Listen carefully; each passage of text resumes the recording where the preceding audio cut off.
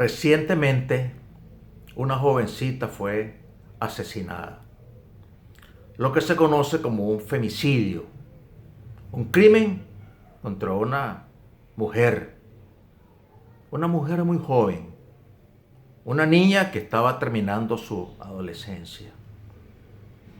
Por ello, hoy queremos reflexionar muy brevemente sobre qué rasgos hemos encontrado en las personas con esta conducta psicopática, con esta conducta criminal. Y las ciencias de la conducta humana, la psiquiatría, la psicología y otras ciencias, no tienen todavía una evidencia al respecto sobre qué factores determinan una conducta de esta naturaleza. Sin embargo, podemos examinar cuáles son los rasgos más frecuentes que encontramos en las personas que son capaces de cometer un hecho de tipo criminal. En primer lugar, tenemos que decir que todas las personas que nos autollamamos normales, personas como ustedes, como yo, somos capaces de cualquier cosa.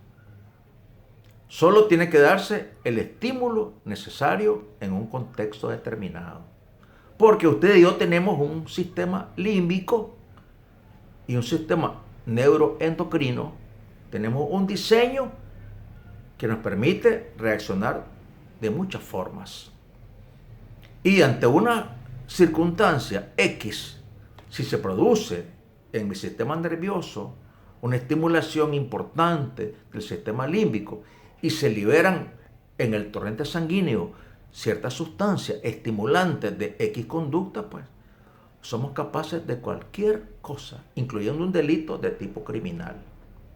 Y si usted revisa las estadísticas de los sistemas penitenciarios en nuestros países, verán que existen muchos delincuentes que ese fue su primer homicidio, su primer crimen, y están ahí con una condena de largo plazo por un hecho que quizás no pensaron que eran capaces de cometerlo, pero sí, hay que advertir que usted y yo somos capaces de cualquier cosa. Todo hasta que se produzca el estímulo necesario en un contexto determinado. Pues bien, dicho esto, examinemos ahora el resto de factores, los cuales tenemos que alejar de nuestra vida, pero que están asociados de una forma u otra con la conducta criminal, con la conducta violenta. En primer lugar, tenemos que hablar del consumo de sustancias, alcohol, drogas ilegales, que hacen que se alteren nuestra respuesta ante los estímulos del ambiente.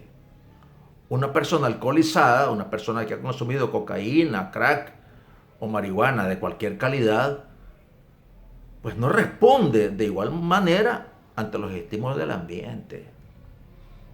Y el consumo de estas sustancias, que se puede parecer como algo socialmente normal, que lo podemos regular o controlar, de repente ya no es así, ya de repente la sustancia toma control sobre nosotros. Y al estar en una situación de drogodependencia o con una condición de alcoholismo crónico o consumimos X sustancia para sentirnos bien, pues estamos predispuestos a una conducta de esta naturaleza. Un segundo factor tiene que ver con la disfuncionalidad en nuestra vida, en nuestra crianza, en nuestra historia personal.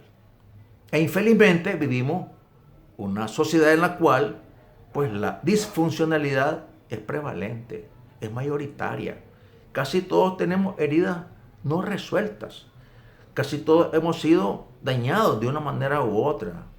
Hemos sido abusados de una manera u otra. Han violentado nuestro yo. Y esa violencia acumulada desde niño hasta hoy, ese abuso cometido contra nosotros, esas heridas no resueltas, pues vamos en la vida buscando, consciente o inconscientemente, en quién desquitarnos, a quién herir, a quién golpear, a quién trasladarle eso que nos hicieron a nosotros. Entonces, una persona que además de consumir sustancias, tiene una vida o ha tenido una vida disfuncional, pues tiene una mayor probabilidad de cometer este tipo de delitos. Un tercer factor a tomar en cuenta tiene que ver con la cultura, lo que se conoce como el inconsciente colectivo, el estilo de vida. Hay sociedades en las cuales usted puede revisar las estadísticas. Este tipo de delitos pues ocurren muy poco, porque son culturas en las cuales los valores de respeto, de ética, de justicia están arraigados en las personas. Pero culturas en las cuales hay mucha permisibilidad, hay mucha impunidad. Vemos de niño la violencia de papá contra mamá. Vemos el incesto, que es un poco el abuso sexual de padres contra sus hijos o contra sus hijas. Cuando vemos la impunidad en el sistema legal. Cuando vemos que determinadas celebridades del mundo del deporte o del espectáculo, de la política, cometen estos delitos y resulta que obtienen una libertad bajo ciertas condiciones, pues pensamos que esto es permitido y que todos lo podemos hacer. Así que además del consumo de sustancias y la disfuncionalidad de nuestra historia de vida, también la cultura en la cual hemos crecido, pues se convierte en factores que posibilitan que ocurran este tipo de delitos. Un cuarto factor tiene que ver con el nivel educativo. Si bien es cierto, estos crímenes ocurren en cualquier estrato socioeconómico y cultural, en la medida que usted tiene mayor nivel educativo, pues tiene menos riesgo que ocurran este tipo de acontecimientos. Sociedades que tienen 10 o 15 grados de escolaridad, pues estos eventos son poco frecuentes. Pero sociedades como las nuestras, donde el promedio son 4 años de escolaridad, 5 años a lo sumo, pues esto ocurre. Y un factor asociado es la falta de regulación de ciertos oficios. El evento que nos ocupa tiene que ver con una persona que conducía pues un servicio de transporte colectivo. ¿Y qué tipo de regulación tiene esta función? No existe un examen mental, no existe una evaluación de sus antecedentes, no existe un escrutinio para poder autorizar a esta persona que pueda usar este medio de transporte colectivo. Entonces, a la falta de regulación de ciertos oficios y profesiones, donde cada quien, pues, en un ambiente laboral con ofertas de trabajo, pues, carenciales, pues, cualquier persona, no sabemos ni siquiera quién es, se hace cargo, pues, de este medio de transporte y puede cometer este tipo de delitos. Así que, ¿qué otros factores influyen en todo esto? Los medios de comunicación. ¿De qué nos alimentamos cognitivamente?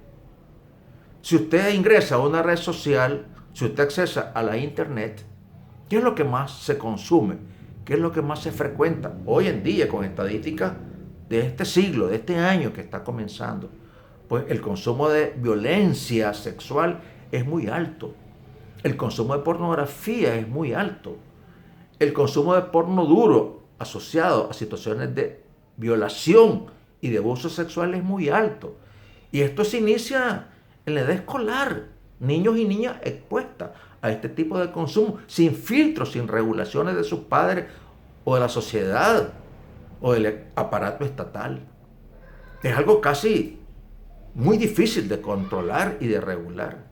Entonces, ante este mercado libre que ingresa al torrente sanguíneo, ingresa a nuestros pensamientos, nos modela la conducta, pues en una cultura como la nuestra, machista, centrada en el poder masculino, donde incluso su esposa o su pareja es concebida como algo que le pertenece, como una cosa que usted puede disponer a su gusto y antojo. Pues si esto ocurre en la esfera familiar, con su esposa, con su pareja, pues ¿qué más puede pensarse con una persona, entre comillas, desconocida? Pues yo puedo hacer lo que me dé la gana. Entonces imaginemos a una persona masculina que conduce un transporte colectivo sin ningún tipo de regulación, con bajo nivel educativo, en una cultura de permisividad y de impunidad, con alto consumo de pornografía, con un concepto machista y cosificado acerca de la mujer, bajo el influjo de sustancias de cualquier naturaleza, es capaz de cometer un delito como esto, que fue lo que realmente ocurrió. Así que hay que tomar nota de las lecciones, porque esto va a repetirse, puede repetirse, y tenemos que proteger nuestra vida, a nuestra familia. Y quizás en el trasfondo de todo esto esté el modelo de las políticas públicas que obtenemos en los países. Sabemos que la base es la educación, Y otra base poderosa es la cultura. El poder tener, en términos freudianos, un id pequeño y un superego grande. Es decir, que sean menos los instintos que regulan nuestra vida y que existan regulaciones personales, morales, éticas, espirituales, que nos ayuden a actuarnos como lo que somos, Homo sapiens, sapiens. Y no que si el id predomina, el placer predomina, nos convertimos casi como en animales, sin que el lóbulo frontal, sin que el escrutinio moral y personal pues intervenga en nuestras vidas. Así que este es un tema de largo plazo, un tema de fondo, pero comencemos hoy. Que estos casos, más allá de la virulencia y del rechazo que nos provoca en la red social, lleve a lecciones por aprender, a lecciones aprendidas. Así que muchas gracias por estar en este su canal, Doctor Montiel. Espero verlos la próxima semana. Feliz día, feliz tarde, feliz noche. Hasta pronto.